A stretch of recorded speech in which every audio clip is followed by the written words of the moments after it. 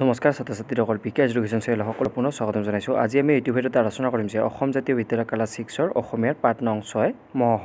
ইয়াৰ আজি প্ৰশ্ন উত্তৰখিনি গোটেইখিনি আজি আলোচনা কৰিম। তেনেহ'লে ভিডিঅ'টো স্কিপ নকৰাকৈ এখলৈকে চাই থাকক। প্ৰথমতে আমাৰ দিয়া আছে যে পাঠ ভিত্তিক ক্ৰিয়াকলাপৰ প্ৰশ্ন উত্তৰখিনি যে 1 নম্বৰখিনি দিয়া আছে যে একোটিকৈ বাক্যত উত্তৰ লিখা। প্ৰথমে আমাৰ ক নম্বৰ প্ৰশ্নটো দিয়া আছে যে মহ শব্দটো কেনেদৰে সৃষ্টি হৈছে। ইয়াৰ উত্তৰটো লিখিব লাগিব যে অসমীয়া ভাষাৰ ম শব্দৰ লগত বড়ো ভাষাৰ হ শব্দ লগ লাগি মহ শব্দটো সৃষ্টি হোৱা বুলি ধাৰণা কৰা হৈছে। এইখিনি লিখিলে হৈ যাব। তাৰপিছত খ নম্বৰ প্ৰশ্নটো দিয়া আছে কোন তিথিত মহ উৎসৱ পালন কৰা হয়। ইয়াৰ উত্তৰটো লিখিব লাগিব যে আঘোণ মাহৰ পূৰ্ণিমা তিথিত মহ উৎসৱ পালন কৰা হয়। তাৰপিছত গ নম্বৰ প্ৰশ্নটো দিয়া আছে আমাৰ মহ উৎসৱৰ গীতবোৰ মূলত কেনেকুৱা। ইয়াৰ উত্তৰটো লিখিব লাগিব যে মহ উৎসৱৰ গীতবোৰৰ আৰম্ভণি আৰু সামৰণিৰ মাজত সামঞ্জস্য নাথাকে। গীতবোৰ এটা বিষয়ত আৰম্ভ হৈ আন এটা বিষয়তহে শেষ হয়। এইখিনি লিখিলে হৈ যাব। তাৰপিছত প্ৰশ্নটো দিয়া আছে ইয়াৰ পিছৰটো খ নম্বৰটো যে লোক বিশ্বাস মতে ভালুকে কি খায়। ইয়াৰ উত্তৰটো লিখিব লাগিব যে লোক বিশ্বাস মতে ভালুকে মহ খায়। নম্বৰ প্ৰশ্নটো দিয়া আছে যে এউৰি মাগা কোন অঞ্চলত পালন কৰা হয়। ইয়াৰ উত্তৰটো লিখিম যে নামনি অসমৰ গোৱালপাৰা জিলাত এউৰি মাগা উৎসৱ পালন কৰা হয়। এইখিনি লিখিলে হৈ যাব। তাৰপিছত আমাৰ নেক্সট প্ৰশ্নখিনি দিয়া আছে যে ইয়াৰ পিছৰখিনি 2 নম্বৰ প্ৰশ্নখিনি যে 3-4টা বাক্যত হোৱাকৈ উত্তৰ লিখে। ইয়াৰ প্ৰথম আমাৰ ক নম্বৰ প্ৰশ্নটো দিয়া আছে যে মহ উৎসৱ কেনেদৰে পালন কৰা হয়। ইয়াৰ উত্তৰখিনি লিখিম আমি এনেকৈ আঘোণ মাহৰ পূৰ্ণিমা তিথিৰ দিনা পালন কৰা হয় মহ উৎসৱ। চেমনীয়াসকলে একেলগ হৈ হাতে হাতে বাঁহৰ টকন একেলগ লৈ মানুহৰ ঘৰৰ চোতালে চোতালে মহ খেদা গীত গাই গৃহস্থক আশীৰ্বাদ দি ফুৰে। মহ গীত গাওঁতে দলৰ এজনে কলৰ চচনি গাত আৰি বাঁহৰ শুকান ঢকুৱাৰ খাৰু বাজু মুকুট আদি পিন্ধি ভালুকৰ বেশ লয়। আন এজনে কান্ধত এখন জলঙা ওলমাই লয়। জলঙা লোৱা আৰু ভালুক হোৱা দুজনক ক্ৰমে ভাল আৰু ভলুকা বুলি কোৱা হয়। আৰু এই দুজনক আগুৰি লৈ বাকীসকলে টকনেৰে মাটিত চেও ধৰি ঠক ঠককৈ খুন্দিয়াই গীত গায়। টকনৰ ভয়ত মহবোৰ পলাই ফাট মৰাৰ ইংগিত গীতবোৰত দিয়া হয়। মহ গাবলৈ অহা দলটিক গৃহস্থই পদূলি মুখৰ পৰাই আদৰি নিয়ে। মহৰ দল অসন্তুষ্ট হৈ উভতি গ'লে ঘৰখনলৈ অমংগল আহে বুলি বিশ্বাস কৰি গৃহস্থই দলটোক সকলো প্ৰকাৰে সন্তুষ্ট কৰিবলৈ চেষ্টা কৰে। গীত গোৱাৰ অন্তত গৃহস্থই সাধ্যানুসাৰে মাননি আগবঢ়াই মহ দলৰ পৰা আশীৰ্বাদ লয়। এনেদৰে আশীৰ্বাদ লওঁতে দলটোৱে আশীৰ্বাদ সূচক গীত গাই গৃহস্থৰ মংগল কামনা কৰে। এইখিনি লিখিলে হৈ যাব। তাৰপিছত প্ৰশ্নটো দিয়া আছে আমাৰ খ নম্বৰটো যে ইয়াৰ পিছৰটো মহ উৎসৱত অংশগ্ৰহণ কৰা শিল্পীসকলে কেনেধৰণৰ সাজপাৰ পৰিধান কৰে লিখা। ইয়াৰ উত্তৰখিনি লিখিম যে মহ উৎসৱত অংশগ্ৰহণ কৰা শিল্পীসকলে বিভিন্ন ধৰণৰ বেশ লয়। মহ গীত গাওঁতে দলৰ এজনে কলৰ চচনি গাত আৰি ভালুক হয়।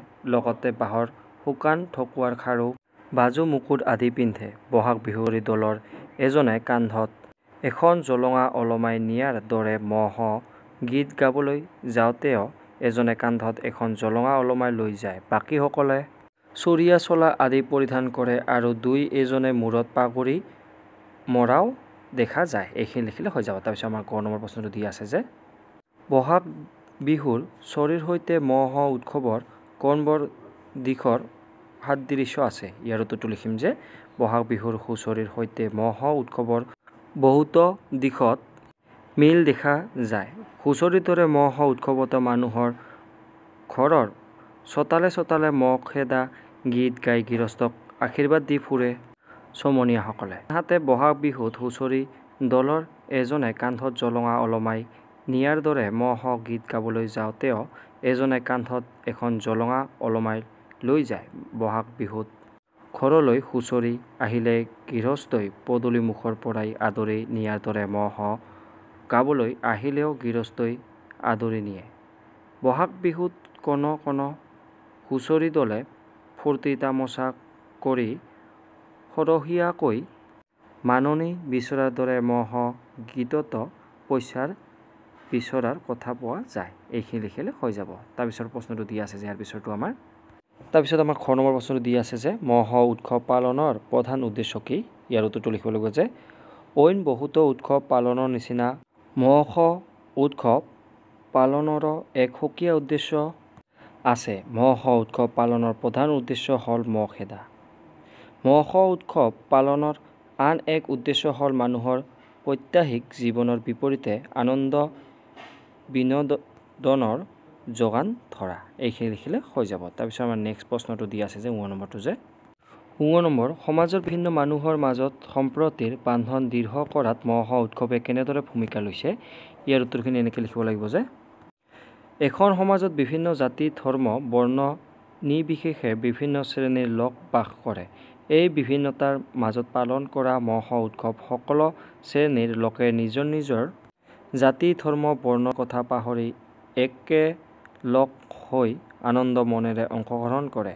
এইদৰে পালন কৰা মহ উৎসৱে মানুহৰ মাজত সম্প্ৰীতিৰ বান্ধন দৃঢ় কৰাৰ ক্ষেত্ৰত এক উল্লেখযোগ্য ভূমিকা পালন কৰে। এইখিনি লিখিলে হৈ যাব। তাৰপিছত নেক্সট আমাৰ দি আছে যে 3 নম্বৰ প্ৰশ্নখিনি যে চমু টোকা ক নম্বৰত দি আছে যে লোক উৎসৱ, খ নম্বৰত দি আছে যে মহ উৎসৱৰ গীত, গ নম্বৰত দি আছে আমাৰ হুঁচৰি, তাৰপিছত খ নম্বৰত দি আছে যে আমাৰ বাম্বল পিঠা উৎসৱ। ইয়াৰ ক নম্বৰ উত্তৰটো এনেকৈ লিখিব লাগিব যে লোক উৎসৱটো যে অতি প্ৰাচীন কালৰে পৰা কিবা এটা উপলক্ষত সমাজত প্ৰচলিত তথা জাতি ধৰ্ম বৰ্ণ নিৰ্বিশেষে সকলো শ্ৰেণীৰ লোকে অংশগ্ৰহণ কৰা উৎসৱকে লোক উৎসৱ আখ্যান দিব পাৰি। সমাজ একোখনৰ সংস্কৃতি প্ৰতিফলিত হয় এই লোক উৎসৱসমূহত। এই উৎসৱসমূহত কোনো কৃত্ৰিমতা নাথাকে। সকলোৱে স্বতঃস্ফূৰ্তভাৱে অংশগ্ৰহণ কৰে। এখন দেশৰ সকলোৱে নতুবা বিশেষ জনগোষ্ঠীয়ে পালন কৰা উৎসৱকে লোক উৎসৱৰ অন্তৰ্ভুক্ত কৰা হৈছে। এই উৎসৱসমূহে সমাজত একতাৰ বান্ধন সুদৃঢ় কৰাৰ উপৰিও মানুহৰ ন কামত নতুন উদ্যমেৰে আগবাঢ়ি যাবলৈ অনুপ্ৰেৰণা যোগায়। এইখিনি লিখিলে হৈ যাব। তাৰপিছত নেক্সট আমাৰ খ নম্বৰটো দি আছে যে আমাৰ মহ উৎসৱৰ গীত। এইটো লিখিম যে মহ উৎসৱত পৰিৱেশন কৰা গীতসমূহ মূলত মহ খেদা বিষয়ক যদিও অন্যান্য আনুষংগিক বিষয় অন্তৰ্ভুক্ত কৰা দেখা যায়। এটা বিষয়ত আৰম্ভ হৈ আন এটা বিষয়তহে শেষ হোৱা দেখা যায়। অৰ্থাৎ গীতবোৰৰ আৰম্ভণি আৰু সামৰণিৰ মাজত সামঞ্জস্য নাথাকে।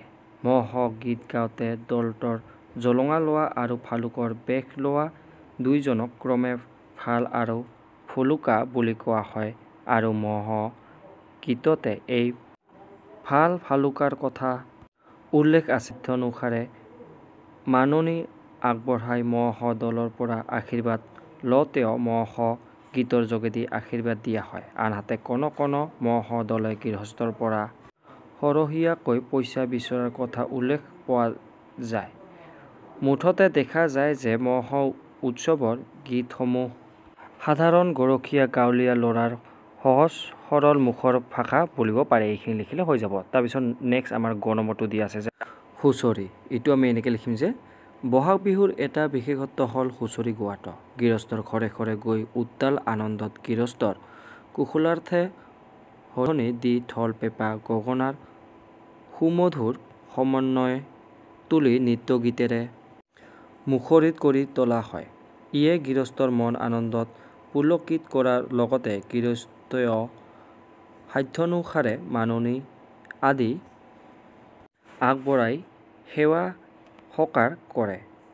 চাৰিয়ে অসমীয়া সমাজত ঐক্যৰ এনাজৰীডাল দৃঢ় কৰাত এক উল্লেখযোগ্য ভূমিকা লৈছে। এইখিনি লিখিলে হৈ যাব। তাৰপিছত ঘ নম্বৰটো দি আছে আমাৰ যে বাম্বল পিঠা উৎসৱ। এইটো লিখিম আমি যে এনেকৈ নামনি অসমৰ কোনো অঞ্চলত এই উৎসৱ পালন কৰা হয়। 4 নম্বৰ প্ৰশ্নখিনি আমাৰ দি আছে যে উদাহৰণটো চাই বাকীকেইটা কৰা। ইয়াতে প্ৰথমটো দি আছে যে গৃহস্থ, ইয়াৰ অৰ্থটো দি আছে যে অতিথি। তাৰপিছত দি আছে আমাৰ মংগল, আশীৰ্বাদ দি আছে, আৰম্ভণি দি আছে যে সন্তুষ্ট দি আছে, তাৰপিছত বিশ্বাস দি আছে, তাৰপিছত আনন্দ দি আছে, তাৰপিছত উজনি দি আছে। ইয়াৰ উত্তৰকেইটা এনেকৈ হ'ব যে গৃহস্থ এইটো হ'ব অতিথি, তাৰপিছত মংগলটো হ'ব অমংগল, তাৰপিছত আশীৰ্বাদ অভিশাপ, আৰম্ভণি শেষ, সন্তুষ্ট অসন্তুষ্ট, বিশ্বাস অবিশ্বাস, আনন্দ দুখ, উজনি নামনি। তাৰপিছত আমাৰ 5 নম্বৰ প্ৰশ্নটো দি আছে যে সকলো গীতে মানুহৰ মাজত আনন্দ বিনোদন যোগান ধৰে, কেনেকৈ তোমাৰ নিজৰ ভাষাৰে বুজাই লিখা। ইয়াৰ উত্তৰখিনি এনেকৈ লিখিলে হ'ল যে আমাৰ মনৰ ভাৱ অনুভূতিক জাগ্ৰত কৰিব পৰা সকলো গীতেই আমাৰ মনটোক প্ৰভাৱিত কৰে। কেতিয়াবা ই আনন্দ বিনোদনৰ যোগান ধৰে আৰু কেতিয়াবা কিবা পুৰণা স্মৃতি মনত পেলাই মনত দুখবোধৰো সৃষ্টি কৰে। অৱশ্য গীতৰ ভাষা বা কথাবস্তু বুজি পোৱা হ'লে ই আমাক বেছিকৈ প্ৰভাৱিত কৰে। আনহাতে আমি বুজি নোপোৱা আন ভাষা বা কথাবস্তুৰ গীতৰ সুৰেও আমাৰ দেহ মনক প্ৰভাৱিত কৰে। গতিকে দেখা গ'ল যে সকলো গীতেই মানুহৰ মাজত আনন্দ বিনোদনৰ যোগান ধৰে। এইখিনি লিখিলে হৈ যাব। তাৰপিছত নেক্সট আমাৰ দি আছে ইয়াৰ পিছৰখিনি 6 নম্বৰখিনি যে অৰ্থ পাৰ্থক্য স্পষ্ট হোৱাকৈ বাক্য ৰচনা কৰা। ইয়াৰে প্ৰথম দল দি আছে আৰু দল দি আছে মহ মহ, পানী পানী, বল বল, ৰদ ৰদ। ইয়াৰ উত্তৰকেইটা আমাৰ এনেকৈ হ'ব যে প্ৰথমটো দল দি আছে, এইটো হৈছে যে কিছুমান মানুহৰ গোট বা সমষ্টি। এইটো লিখিম এনেকৈ যে মহৰ দল অসন্তুষ্ট হৈ উভতি গ'লে ঘৰখনলৈ অমংগল আহে বুলি বিশ্বাস কৰে। আৰু এটা দি আছে দল, এইটো কমা দি আছে, এইটো হৈছে মন্দিৰ বা মঠ। এইটো লিখিম অসমৰ শিৱসাগৰ জিলাত বহুতো দল পুখুৰী আদি আছে। মহ এইটো হৈছে যে এবিধ তেজ খোৱা পতংগ। এইটো লিখিম যে মাইকী এনফিলিছ, মহে কামুৰিলে মেলেৰিয়া ৰোগ হয়। আৰু এইটো হৈছে মহ, এইটো হৈছে যে তৃণভোজী বা ধেনুফিৰিয়া শিঙেৰে গৰুতকৈ ডাঙৰ এবিধ জন্তু। এইটো লিখিম যে মহৰ গাখীৰৰ দৈ খাবলৈ বৰ সোৱাদযুক্ত হয়। তাৰপিছত দি আছে পানী, এইটো হৈছে জল। এইটো লিখিম যে বৰ্তমান পৃথিৱীৰ পানীভাগ প্ৰদূষিত হৈ পৰিছে। আৰু এটা পানী দি আছে, এইটো হৈছে হাত। বিষ্ণুৰ আন এটা নাম চক্ৰপাণি। এনেকৈ লিখিলে হৈ যাব। তাৰপিছত দি আছে বল, এইটো হৈছে যে শক্তি বা পৰাক্ৰম। এইটো লিখিম যে আজি 3 দিনৰ পৰা জ্বৰ হৈ থকাৰ বাবে ৰমেনে গাত অলপো বল নোপোৱা হৈছে। তাৰপিছত আৰু এটা বল দিছে, এইটো হৈছে যোৱা। এইটো হৈছে শিক্ষকে ক'লে ল'ৰাহঁত ঘৰলৈ বল, আন্ধাৰ হৈ আহিছে। তাৰপিছত দি আছে ৰদ, এইটো হৈছে যে সূৰ্যৰ ৰশ্মি, বা এইটো লিখিব লাগিব যে কাতিমহীয়া ৰ'দত বস্তু শুকাবলৈ ভাল। আৰু এটা ৰদ দি আছে, এইটো হৈছে যে বাতিল। এইটো লিখিম যে মুখ্যমন্ত্ৰীয়ে পূৰ্ব নিৰ্দেশ বাদ কৰি উপযুক্তক পুনৰ জিলাতে যোগদান কৰিবলৈ নিৰ্দেশ দিলে। 7 নম্বৰ প্ৰশ্নটো দি আছে যে পাঠত এটি লোক বিশ্বাসৰ কথা আছে। লোক বিশ্বাস মানে কি? তুমি শুনা কেইটামান লোক বিশ্বাসৰ এখন তালিকা কৰা। ইয়াৰ উত্তৰখিনি এনেকৈ লিখিলে হ'ল যে লোক বিশ্বাস মানে হ'ল মানুহৰ মুখে মুখে প্ৰচলিত কিছুমান কথা বা কাহিনী। লোক বিশ্বাস কিছুমানৰ বৈজ্ঞানিক ভিত্তি থাকে যদিও আন বহুতো লোক বিশ্বাসৰ বৈজ্ঞানিক ভিত্তিত থকা কথাৰ প্ৰমাণ পোৱা নাযায়। আমাৰ পাঠত থকা লোক বিশ্বাসটি হ'ল ভালুকে মহ খায়। আমাৰ সমাজত প্ৰচলিত আন কিছুমান লোক বিশ্বাস হ'ল বহাগ বিহুত নাহৰৰ পাতত সূৰ্য মন্ত্ৰ লিখি ঘৰৰ চালত গুজি থোৱা, যাত্ৰা কালত কোনোবাই পিছফালে মাত দিলে অমংগল হোৱা বুলি ভবা। এনেকৈ বা এইখিনি লিখিলে হৈ যাব। আজিলৈ ইমানে, ধন্যবাদ।